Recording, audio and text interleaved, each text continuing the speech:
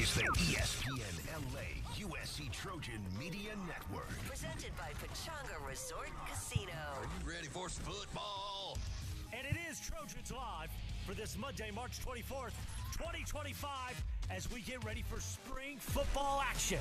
Are Trojans ready for practice? We'll talk to Coach Lincoln Riley and get you set for spring football action, Jack. Mayava back in, winds and throws. Jacoby Lane again.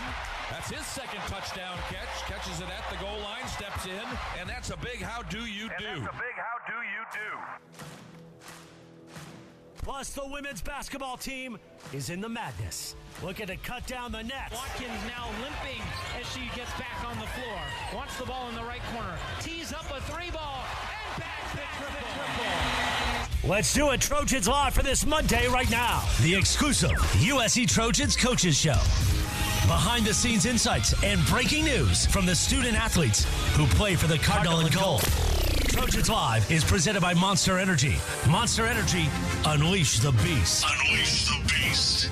Now live from Los Angeles, inside Heritage Hall, with Keely Orr and the All-American Sean Cody, here is your host, Jordan Moore. Hello and welcome to Trojans Live, presented by Monster Energy on ESPN LA 710 across the USC Trojans Media Network. A special little noontime Trojans Live to get us going here in the spring. Wanted to make sure we cleared the night up for USC women's basketball. It is their stage. They will take on Mississippi State tonight at the Galen Center in the NCAA tournament second round. So appreciate everyone accommodating, especially the head coach, Lincoln Riley. We have no Sean Cody. We have Keely Orr, and we have Cody Kessler here alongside me, ready to take it to the next level. Unleash the beast this college tailgate season with Monster Energy. Tear into a can of the meanest energy drink on the planet. Monster Energy, unleash the beast. And our head coach interview is presented by iTrust Capital, the official crypto platform of the USC Trojans. Coach, good to see you. Good to have you. So much positive buzz around your program. I mean, it has been the story of college football, really, the last month or so. What went into the reshaping, the retooling of your front office and everything that just seems to be going your way right now? Yeah, it's been a lot. Certainly started with the GM hire. Obviously, we've had a chance to welcome Chad Bowden, and I know you guys have had a chance to visit with him already. That was a long process. That was the longest hire that I've ever been involved with. I mean, over 9 months, kind of in that search, but we knew how important it was to get the right person. That was more important than the timing, more important than anything else. But we knew it was a critical hire. We knew it was the right time to make that hire, and you see obviously some of the other people that we've brought in addition to Chad, to really build up that department. Some of the hires we made on the coaching staff, the facility starting to come together. For those that haven't seen it in a while, you can see all three levels now. I mean, you can really see the true structure of what's happening.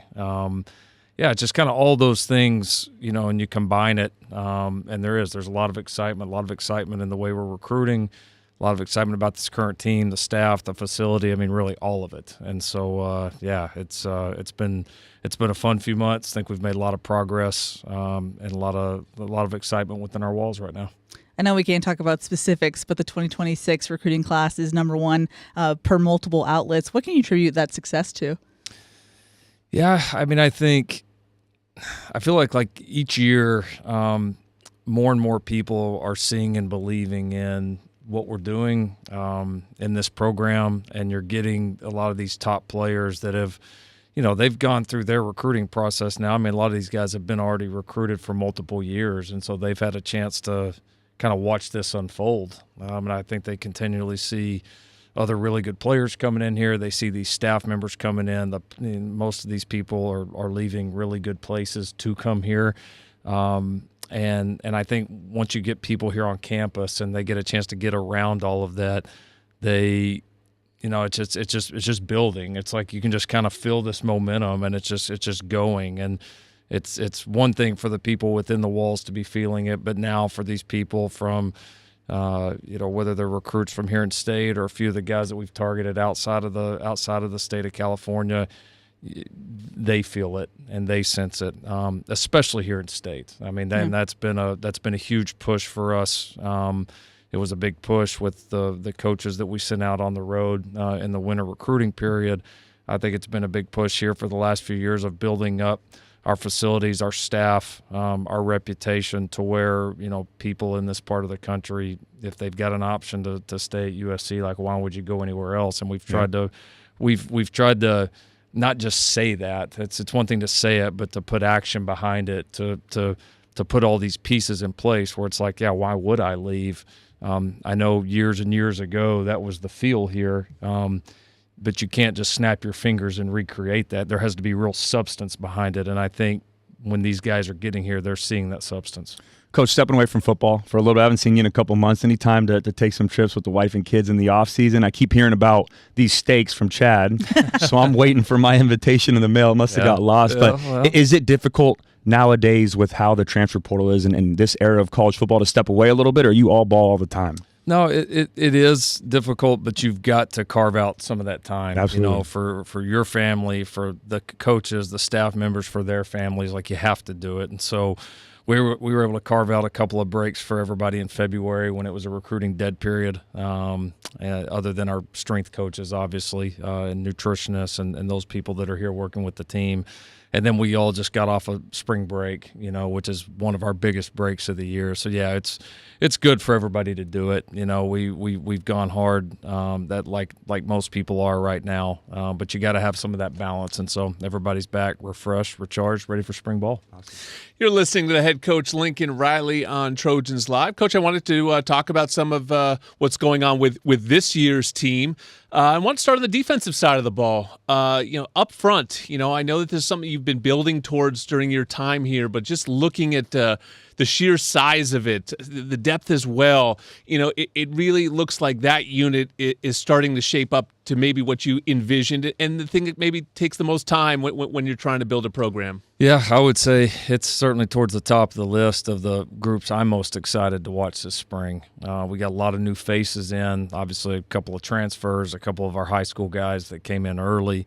It is when you watch these guys work out and train like we have throughout the offseason, and you see the mass, as you mentioned, the size, not just the weight, but the length that this group possesses. I mean, it's quite a bit ahead of where we've been in terms of those body types here in the last few years. So it's exciting. We've put a lot of work into it. We've put a lot of resources into it. And obviously, we feel like we have two elite defensive line coaches in Sean Nua and Eric Henderson that have been a big part of building that. So, but it'll be a big target for us here this spring, is to build a group that is really dominant there, right? To go take those body types and turn it into an elite defensive line, which is what we expect, and that's been the goal. That's been a huge focus point for us, and excited to see those guys go to work this spring. Building off of that and kind of zooming out a bit on spring camp, how do you approach a new roster, a new spring? What are your priorities? How do you attack it?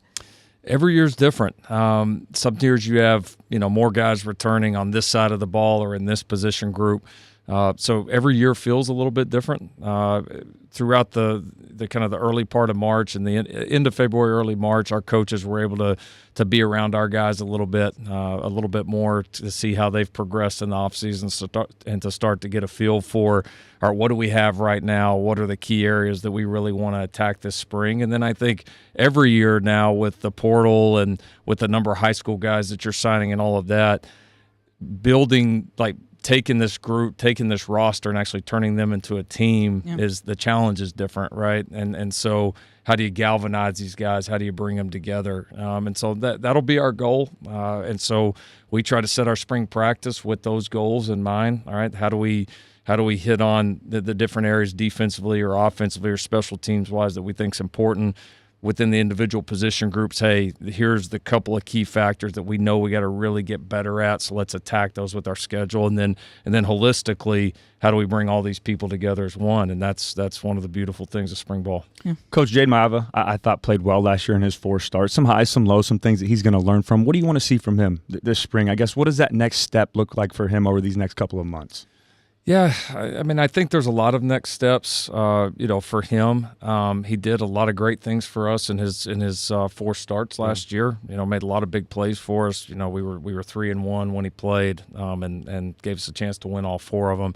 I think the big things for him are going to be continuing to find his voice as a leader, because he does have some natural leadership skills, I think, that are really there. Continuing to learn our offense better, and I think the big thing is eliminating those 1 or 2 big, negative plays a game. Because if you could go eliminate those from his starts, the guy played off the charts, but that's part of great quarterbacking is knowing when can I be aggressive, when not, how can I avoid those but not become conservative, because we don't want him to play that way either. But he's a hard worker. He's progressed, I feel like, a lot in terms of the time he's invested in the offseason, and excited to watch him here in spring. I was looking at the offensive line, trying to figure out what we knew and didn't know, and it kind of reminded me of the previous season, in which the Holiday Bowl was a real springboard for some guys, and kind of helped sort out the offensive line a little bit. And then thinking back to that Vegas Bowl, it was kind of a similar opportunity for a lot of guys. So what do we know? I know we feel great about sort of a franchise left tackle in Elijah Page. Some other guys have gotten some real opportunities. What do you feel like and want to learn about your offensive line going into spring? It's like you said, you could look at it right now and you could probably come up with 20 different potential lineups on how this would play. Okay. And so I think for Coach Hansen and for all of us, that'll be a big part of spring, is starting to figure out, all right, where are we going to slot these guys? Page at left tackle, obviously makes a lot of sense. Alani Noah, I thought at the end of the year was probably our best offensive lineman last year. He really played well. And so obviously, you pencil him in at guard, and then after that, we've got a lot of versatile pieces. Wingfield can play multiple spots. Justin Tanu can play multiple spots. It'll be interesting to see how it unfolds after that. Tobias Raymond can play multiple spots. Killian, we were super impressed with how he came and played in the bowl win over A&M. John Ray Reed, who we brought in, we feel like can play multiple spots. So it'll definitely be interesting. And there's some pretty intriguing young guys. A couple of the young offensive linemen that came in here midterm have been some of the more impressive guys so far at workouts. And so excited to see them. Excited to see guys like Micah Benuelos, so that now going to really get his kind of first real crack at it, and is healthy. And it's like, all right, this is a great opportunity that you got to be ready to take advantage of. So there's a lot to work with, but very difficult to predict on how it's going to play out. And so we are absolutely going to move these guys around this spring, kind of see how they fit. Makai Sena, another guy would put in that group, like, where does he end up? He's really athletic. So yeah, excited for the competition and depth that we have, but very difficult to predict how it's all going to shake out. In terms of the secondary, how valuable was it for Kamari Ramsey to return for another season? It was really big. No question. Kamari had a really good grade. He had a grade that, was kind of right there and on the edge of do you leave early or not? And he felt like this was the best thing for him, and it's huge. It's going to be his 3rd year now with Coach Lynn.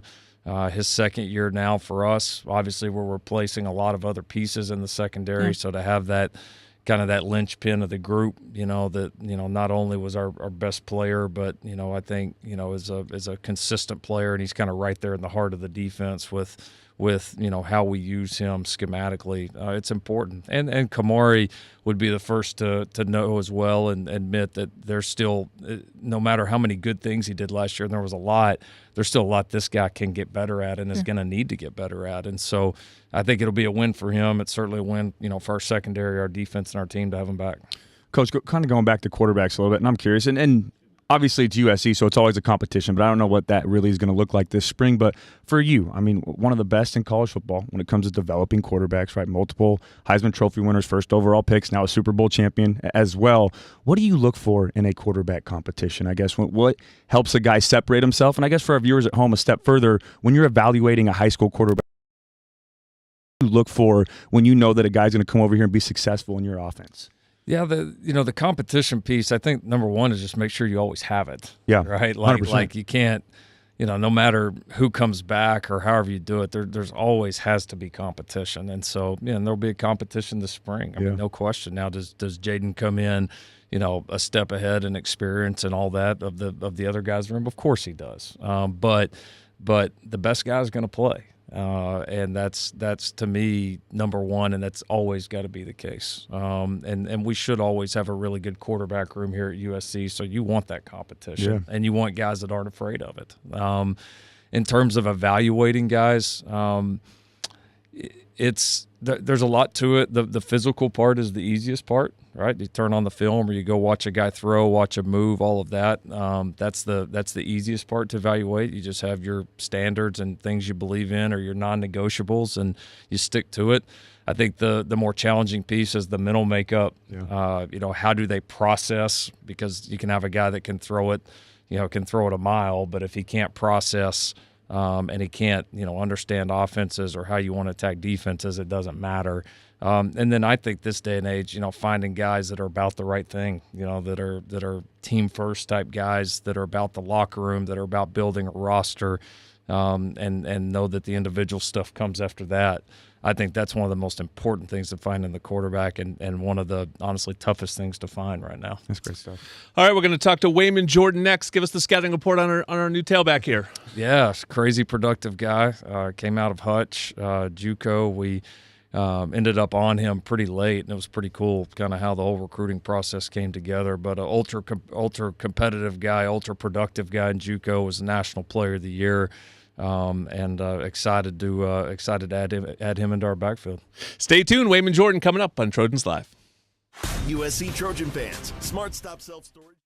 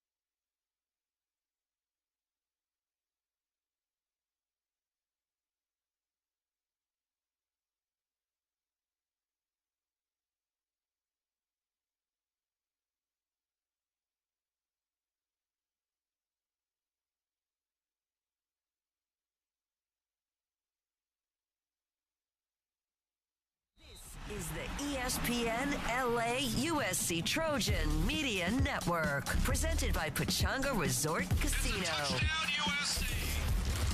And it is Trojans Live on this Monday, getting you ready for spring football action with our Trojans as we get set for another season of USC Trojans football. Once again, Trojans Live continues back to Jordan Moore. USC fans win a 4-bedroom, 3-bath home in Temecula Valley. Where's Sua when you need him? You know, it's our Temecula representation. Play slots or table games at Pechanga Resort Casino through May 30th to earn entries. Visit Pechanga.com or call 888-PECHANGA for details. Our Best in the Game is brought to you by Old Dominion Freight Line, official freight carrier of USA Athletics, helping the world keep promises. That is Wayman Jordan. We teed it up with Coach before coming to this. Jordan Moore, Keely York, Cody Kessler, Wayman Jordan. Welcome to the Trojan family, man. It's great to have you. You were so productive at the JUCO level. What brought you to USC?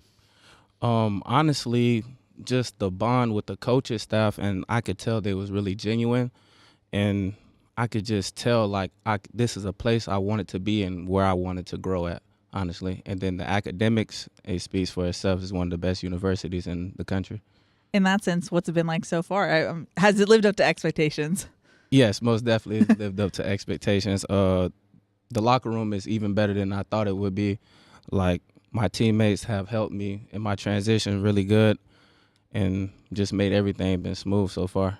And this is your first time in California? Yes. Okay, so what do you think of Southern California? It's your first time ever in California? Yes. You're from Florida, right? Wow. From Florida originally? Okay, I had a lot of Nelson Aguilar was my roommate. I've heard a lot of stories from guys from Florida coming over here. Is L.A. everything you thought it would be? Like you see on the movies, the Hollywood, all of that, or is it a little bit more laid back? I think it's exactly like the movies. Yeah, okay. It's like exactly like the movies. It's kind of crazy. Like, everywhere I go, I record it just because, I'd be like, I seen that on the movie. Yeah. That's awesome. No humidity, too, compared to Florida? Yeah, I like the humidity, though. Oh, really? What do you mean? You're a true what do you Florida mean? guy. Like, you like to get a sweat going? Like, what is it you like about the humidity? I don't know. I just like the heat there better. That is fascinating. It is hot. It is hot. We have a great Florida pipeline. Now, you're probably learning about USC history and you're getting to know all this stuff around here. But, a lot of our best players from the last 15 years are from the state of Florida. Leonard Williams. Mike Williams. Go. Yeah. Yeah, Mike. Oh, you go Put him way on the back. He was spot, ready. Jordan. Mike is a coach. He here, was ready. You were ready. Yeah. Nelson Aguilar, one of your guys. Yeah. Buck Allen, Buck good Allen. running back. I played with here. Buck, yeah. Mikel Roby. Yeah. Yes, Yeah. sir. We just go back and forth, Cody. And see I'm how trying to many- think. Yeah, I mean, I some of my closest friends, too, on teammates Keith here. Rivers. Yeah, there you Florida go. guy? Well, so, Way okay, back? let me ask you this. So growing up in Florida, and we kind of talked about this off air a little bit, and you hinted at it, but I want to know, who'd you watch growing up as a running back? What made you want to play the game or play running back position? And then who'd you model your game after a little bit? I modeled my game after Alvin Kamara as I got to high school, just because how versatile he is in the game, and he runs a different way. Yeah. And then growing up, I always loved Darren McFadden. Okay. And so I used to watch the Raiders a little bit. I wasn't a big Raider fan, but I watched Darren McFadden a lot, and I just loved. He made me want to play running. Yeah, great He was running back. fast. That's great. Yeah. You were the top JUCO prospect in this recruiting cycle, and I've always heard that JUCO transfers have a different mindset. You guys are kind of grittier in that sense. How do you describe your mindset here coming to USC? I would describe my mindset as it wouldn't be the same as JUCO, because JUCO is kind of like more every man for themselves. Everybody's trying to get out. Yeah. But here it's more team first. So I didn't come here with the JUCO mindset of just me. I want to win with my team and then also get better in the process of winning. That's great. And sticking with that, and I watched your tape multiple times since you committed here. Unbelievable tape, man. You're a playmaker with the ball in your hands. But what I love so much about it is the scheme that you're coming from at Hutchinson's, right? A lot of guard tackle pull, a lot of motion with the tight end tackle pulling. That's a lot of what Lincoln Riley does here at USC. Did that play a big factor into making your decision to come play in this offense? And also, what does that take to be successful in that? Because you got to have patience, and then when you see the hole, you got to go. That did play just a small factor into why I came here, because it makes me a little more comfortable running the same thing that I've been running since high school. But also I wanted to be in the offense with Lincoln Riley where I get to expand my knowledge on the game because he's an offensive genius. And then also I get better at the things that I kind of struggle with. Yeah, that's well said. Yeah, which are what? That was going to be my next question. I mean, what is the leap from JC ball to big time Big Ten football? What are the things you want to improve on to make sure you're at that level? I want to make sure I'm a every down back consistently. at Hutchinson, I caught the ball here and there, but here, obviously, like Woody had the most catches in the country as a running back. Yep. So I want to evolve that and keep going and keep building on what he did last year and just keep going. You're not the only transfer running back to come in this spring. What's it been like getting to know the running back room? The running back room is amazing. We all got different personalities, and we just all so cool. But, like, it hasn't been like it's not where it's no jealousy and no, like, he's getting this, he's getting that, or he's getting more reps. It's nothing like that. It's all, like, friend bonded stuff, like. And I really like that about the running back group this year. And kind of going back to your tape a little bit, like I said, great playmaker with the ball in your hands. But what I loved the most and I thought was most impressive was your willingness to block, right? To put your body on the line. You were great in pass protection. A couple end arounds where you're the lead blocker and throwing some pancakes out there. What type of mentality do you have to have as a running back to know, okay, I'm not getting the ball on this play, but I'm going to go out there and do my job and be physical still? I just know that's what it takes to win. Yeah. Whatever it takes to win. So if I have to go block somebody, that's what I'm going to do. I'm going to do anything that makes us win. And I'll tell you, as a former quarterback, that's the type of running back that you love playing alongside of. So that's a great mentality. Yes, sir. You know, I was looking at it, and this is Lincoln Riley's 4th season here coming up at USC, and all 3 seasons we brought in sort of a big-time transfer tailback, and they've all succeeded right away. Travis Dye was fantastic. Marshawn Lloyd was one of the top 5 backs drafted in the NFL. Woody Marks was unbelievable last year. Did you look at something like that of being like, hey, you know, not only is this a system I can thrive in, it's one I can thrive in right away? Yes, sir. I looked at all their films. I've been watching them still to this day, like just critiquing it and just watching, like, what did they do here? Why did they do that? And just trying to see why they were successful, more so like just watching the success, trying to like really learn from it and just keep building on it and just keep the tradition going here at USC with great running backs. Yeah, tailback, you for sure. Welcome to it. It's great to have you, man. Have a great spring. Enjoy it out there, and we can't wait to see you run out of that Coliseum tunnel in the fall. Yes, sir. Thank you. It'll be here before we know it. Hey, Trojan fans, celebrate every Trojan win and enjoy the sweet taste of victory with a free donut at Ralph's the day after the win. Download your digital coupon from the Ralph's app to score your free donut at any Los Angeles area Ralph's store. Waymond's biggest goal would be to win a national championship. That is something that Elias Gerald and USC men's track and field just did. He's next on Trojans Live. In the heat of an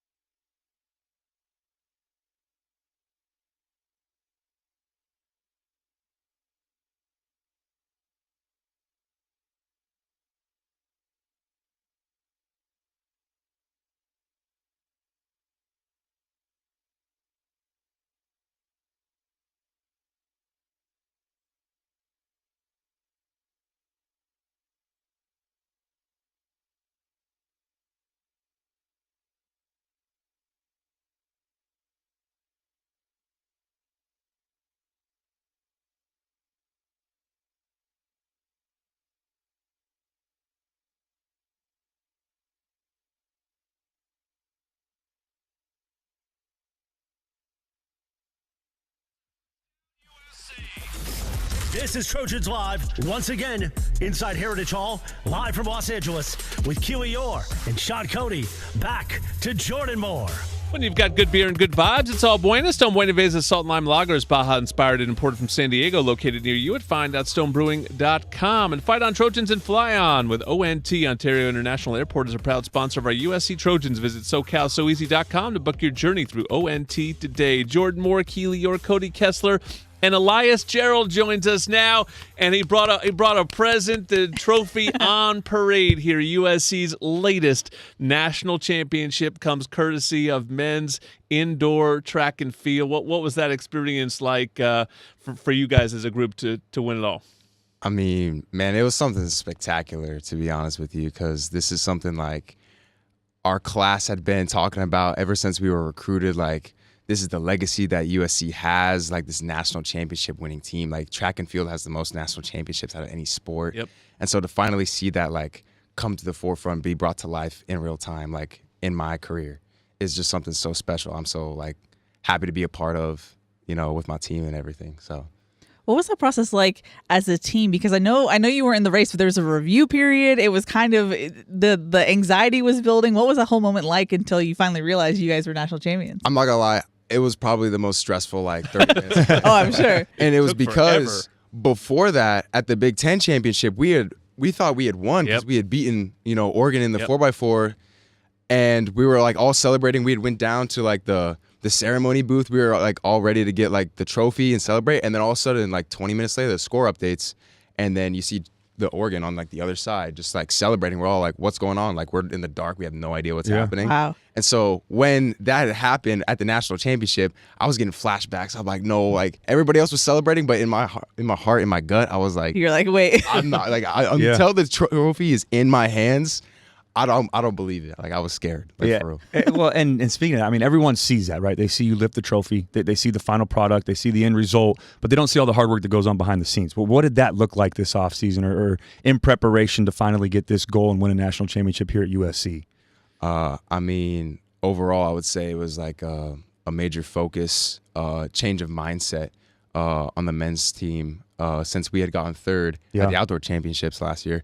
We had, you know, came together, had our team meeting. We're like, we have all the tools we need. The proof is in the pudding. Like, you know, all we got to do is just make it happen. We just got to grind with our heads down for just the indoor season, prepare all fall, and you know, we are the best team in the NCAA. All we have to do is just make it snap that day, and we were able to make it snap, and so we brought it home. Yeah, that's awesome. You're listening to Elias Gerald on Trojans Live, and you're a high jumper. I don't even think we got into your event. You do long jump as well, right? But high jump is your specialty. How did that find you? How did you become a high jumper?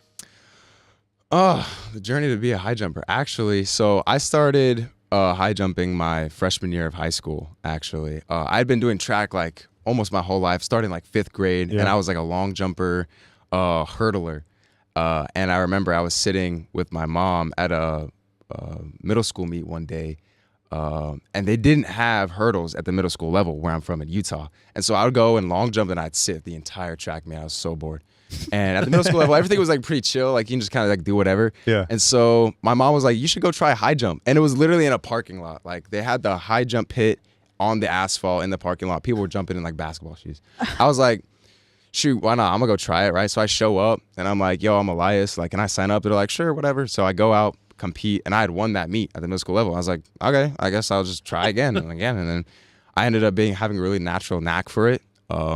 And then I just kind of kept doing it ever since. And I just had a good God-given gift for it. So it's a real blessing. From parking lot to national champion. Parking lot to national champion, bro. What a ride. What a ride. It's crazy, too. Speaking of the ride, you guys are already in outdoor track season. No rest for the weary. No. What was that mental switch to now suddenly being in another season? It was crazy to kind of go from like celebrating. It almost felt like the end, you know, but like we switched just directly into it directly afterwards, right? So going from, you know, competing at like a national championship to, you know, coming back to like a home meet is just kind of showing like the extent of the track season is so long. Yeah. In comparison to a lot of other sports, like you'll be starting in like January and you won't stop until like June. And so it's a long run sport, slow burning sport. And so a lot of the times what you have to do is prepare yourself for that long run, for that slow burn. And so when in terms of our training, one of the main things that we would like to do is make sure we're not overworking, overstressing. It's really easy to do that, especially when you have a national championship on the line and you really want to win. You know, you got to remember the big picture. That's the most important thing, I would say, because the best ability is availability. Yeah. So, okay, so national champion, All-American, you've done it all. Motorcycle enthusiast, right? So I saw on Instagram. And the motorcycle jacket. Look at that. I know. I got my moto jacket. I couldn't. I had to ask this. I couldn't let it go. So I saw on your Instagram you're riding your bike around and all that. Where did that come about? You know, did you ride always as a kid, or did you kind of pick that up in college, Nope. and that's something that you kind of just fell in love with? I just picked it up in college. When I was in high school, like around my junior year, senior year, I was like, I want to learn something new. I want to like learn a new skill. And I was like, riding a motorcycle sounds cool. Like I rode like mountain bikes just on like spring breaks and whatnot, just for fun.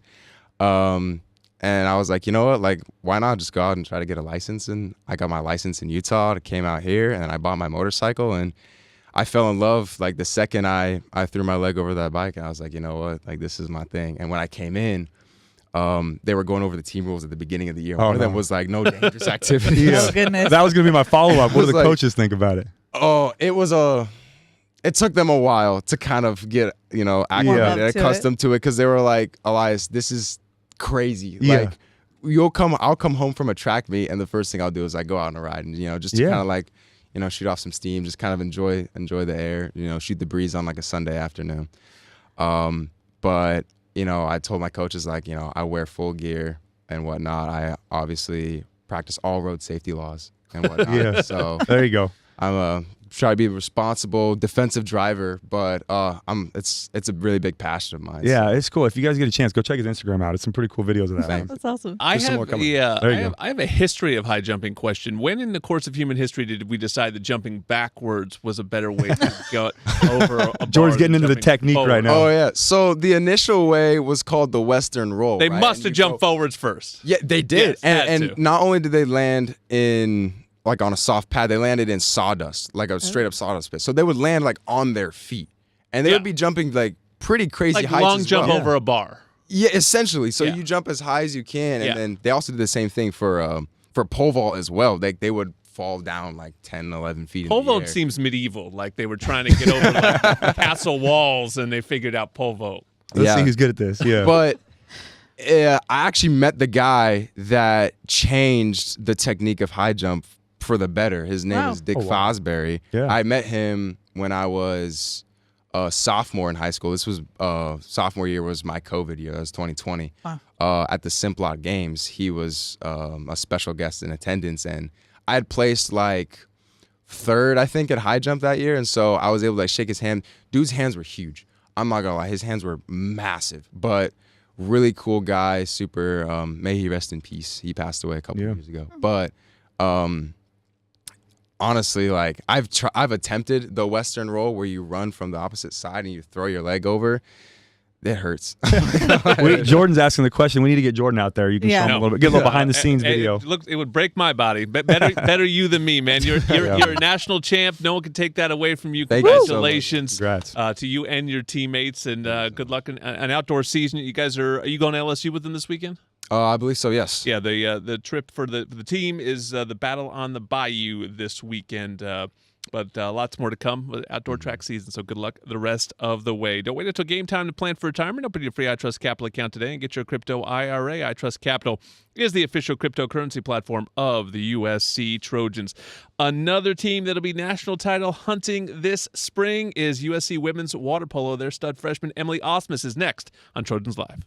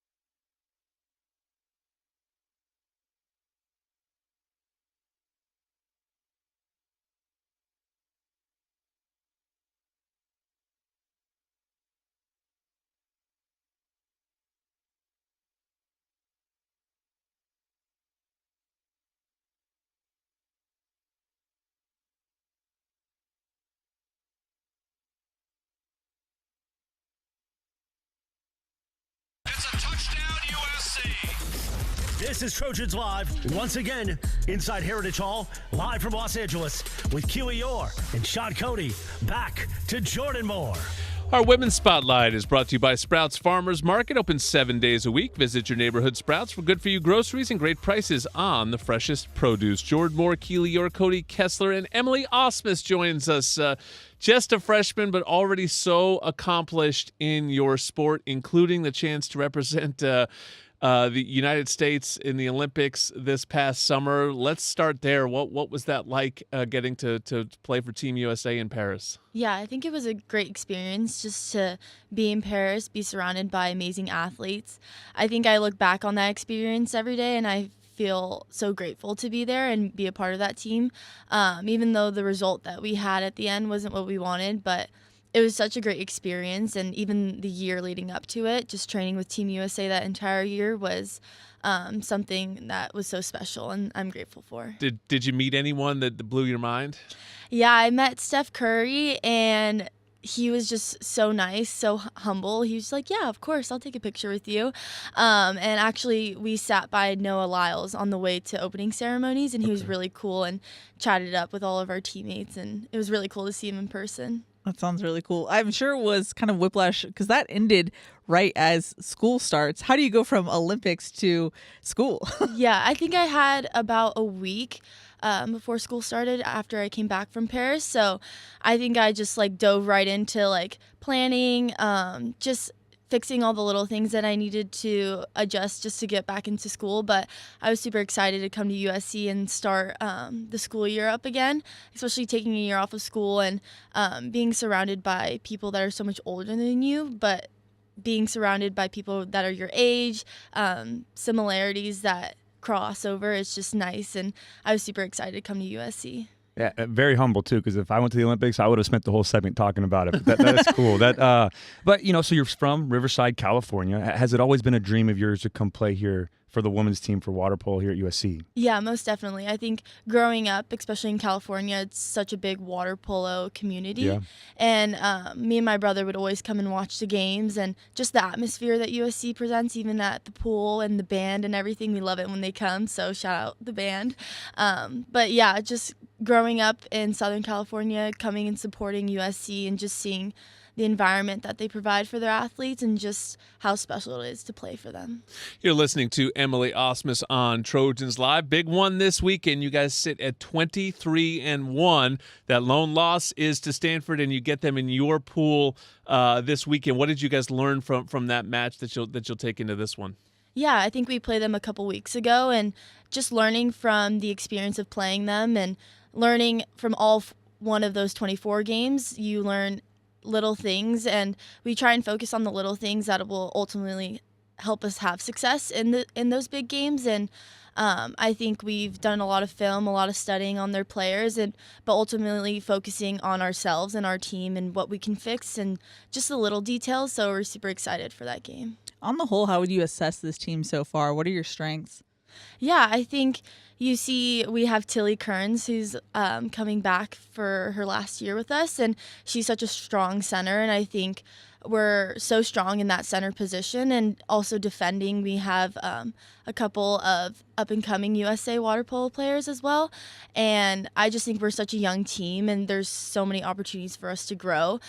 So having that leadership from Tilly, who's a veteran, and also having our young classes of our freshmen and our sophomores are really strong. So just learning from Tilly and learning from each other and just growing that bond. As a freshman, how do you manage those expectations and all the pressure that comes along with playing for the women's team here at USC? Because everyone knows the standard is very high here for women's water polo. How do you handle all that and also be a student athlete and go through all of that? How hard is that, or how difficult is that to manage those expectations? Yeah, I think personally I try not to focus too much on the expectations. I try and just give my best in every game, every play. I think I try and focus on the next play mentality, just focusing on what's in front of you, what you have to do, the tasks that needs to be done. And I think I'm so driven just to be better every day, whether that's in academics or athletics, and just being truly grateful for every opportunity that presents itself. I mean, I feel like every day I jump in the pool, I just realize how lucky I am to even be able to play the sport that I love and to be surrounded by friends and people who support me, like the staff. So I think taking that pressure off by like being focused on the task at hand, whether that's playing water polo or studying for my next midterm, little things like that help you focus your energy on what at the task at hand. That's great perspective. You mentioned Tilly. You guys are the 2 top scorers on the team. You're 5 years apart. What's it like, sort of building that duo, dynamic duo relationship, at sort of opposite ends of the collegiate spectrum? Yeah, I think she's such a great person and player that I admire and have admired growing up. I think she has such a dedication to the sport and growing the sport. You can see through her social media, and just for people to look up to, little girls to look up to. Water polo is kind of a small sport, so it's great having her platform and looking up to her, and also getting to have a relationship with her. She's just a great person and someone to look up to, not only what you see on social media, but underneath, she's such a great person and a great athlete. Well, you are off to a tremendous start. Keep it going. A chance to take on Stanford at Utangzu this Saturday. 1 p.m. is when that one starts. That is going to be an epic match, 1 versus 2, coming up on this Saturday. Thanks so much. Want the inside scoop on this game and all things Trojans? Be sure to sign up for the 3 Torches presented by Smart and Final. It's a free newsletter. It'll hit your email inbox 3 times a week with game info, player insights, and more. Go to usctrojans.com/3torches and sign up. And Monster Energy is the official energy drink partner of USC. Tear into a can of the meanest energy drink on the planet. Monster Energy, unleash the beast. Our football roundtable is next on Trojans Live. Jersey Mike subs are great.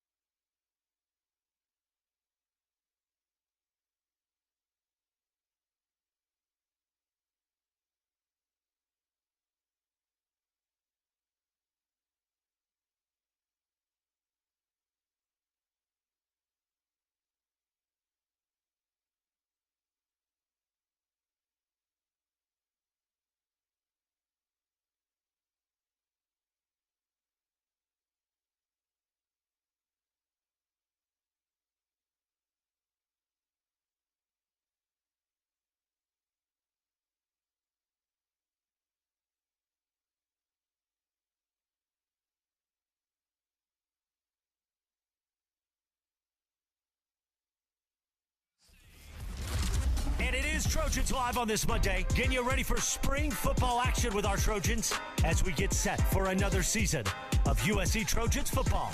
Once again, Trojans Live continues back to Jordan Moore. USC fans win a 4-bedroom, 3-bath home in Temecula Valley. Play slots or table games at Pechanga Resort Casino through May 30 to earn entries. Visit Pechanga.com or call 888-PECHANGA for details. Jordan Moore, Keely, your Cody Kessler, refreshing our minds, maybe refreshing yours on all things USC football as spring football is about to begin. And I think the biggest news maker over the last couple months was Chad Bowden. He's the new GM of the program.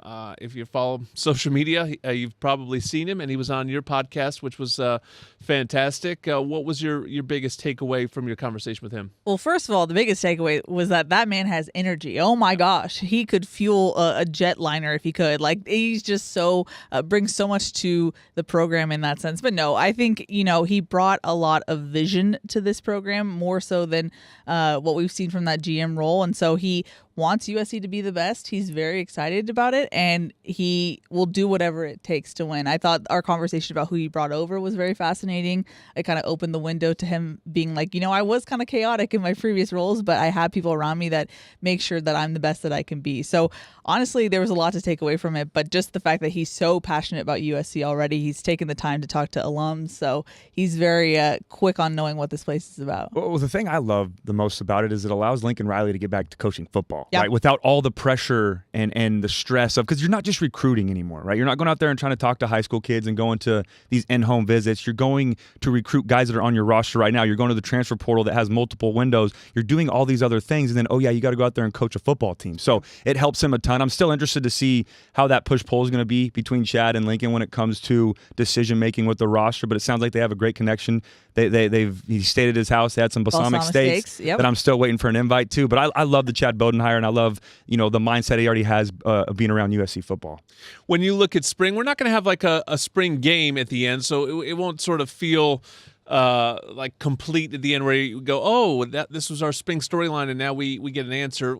We kind of hadn't been getting that the last few years anyway. But what are you sort of looking to hear over the next few weeks? Yeah, I mean, obviously quarterback's the main thing I'm looking at. Yeah. How can Jaden Mayava take that next step? And Lincoln talked about it. How can he, learn when it's time to be Superman, when it's time to be Clark Kent? You don't always have to make the hero play, right? Protect the team around you. The defense is going to win sometimes. It's okay to take your medicine and move on, right? And when you have good players around you like you do here at USC, you don't have to be the hero all the time. And then the other spot for me is running back, right? We talked to Wayman Jordan earlier, and Jordan mentioned previously that there's always that next transfer running back that's making a big name for themselves. Is it going to be Wayman Jordan? Is it going to be Eli Sanders, right? Is it going to be someone on the roster like Brian Jackson, who I'm very excited about, who I think can be a big playmaker in the running back room, and also Marty Peterson still here. So those are two positions I'm really looking at, and then obviously I think everyone's really paying attention to that defensive line as well. Yeah, I feel like no position room is safe, maybe tight end and wide receiver, but other than that, I want to see who steps up across the board. It's kind of new in that regard.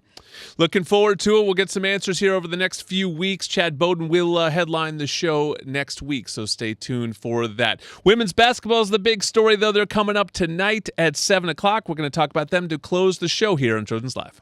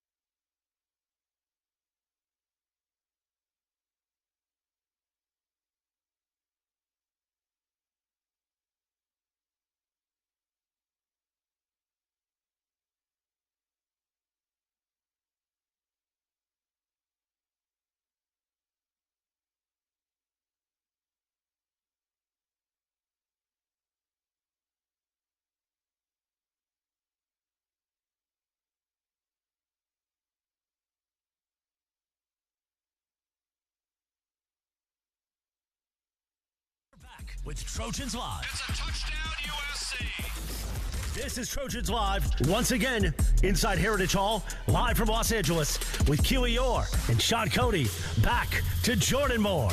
One final segment of Trojans Live on a Monday afternoon. This is a new thing for us. It's just today. We'll be back at our normal evening-ish time slot next week, we believe. But appreciate Lincoln Riley and everyone moving things around to open the night up for USC women's basketball. They take on Mississippi State, 7 o'clock tonight. Pregame show at 6:30 on ESPN LA and across the USC Trojans Media Network. Our over-under is presented by Pechanga Resort Casino, proud partner of USC Athletics. Over-under 24.5 points for Juju Watkins tonight. Ooh. She averages 24.5, Cody. Just easily over. I know, but it's crunch time. It's March Madness. What did she get? What did she get in the first round game? She missed more time than she would have in the first round game. Yeah. She got did. backed up a couple times. I know at one point she had more than UNCG as a team. Yes. I think she shot right at her. She had like 21-ish, but she came out early. I think the under would have multiple injuries. A little better team tonight, though. They're playing in Mississippi. Yes. I'm going over.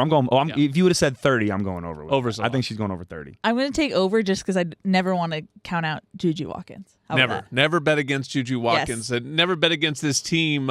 You've been able to spend a lot of time with them. What are you looking for tonight? And as this thing keeps going, hopefully. I'm excited to see Sam Purcell, head coach of Mississippi State, go against Coach Beth Burns. He's been described as her son of sorts, not actually, but they've been mentor-mentee relationship. Yes, mentor-mentee relationship. He joked yesterday, I hope that she's not coaching tomorrow because that's how much respect he has for her. So it'll be interesting to see those two go against each other. Trojans Live is a production of USC Sports Properties and Playfly Sports. Our executive producer is Matt Wells. Thank you also to our producer, engineer Rick Cutler, and production assistance by our entire team, and everyone for getting the guests here today. We'll have 4 more shows the rest of the way. We will see you then. For Keely Orr, Cody Kessler, I'm Jordan Moore. Fight on, everybody. This has been Trojans Live, presented by Monster Energy. Unleash the beast. Mayava back in, winds and throws. Jacoby Lane again. That's his second touchdown catch. Catches it at the goal line, steps in, unimpeded, with an Irish defender right behind him. The Trojans score. Tune in Monday nights at 6 p.m. on 710 ESPN and on the all-new ESPN LA app. And follow us on the ESPN LA Trojan Media Network. Trojans Live is an exclusive presentation of Playfly Sports on 710 ESPN.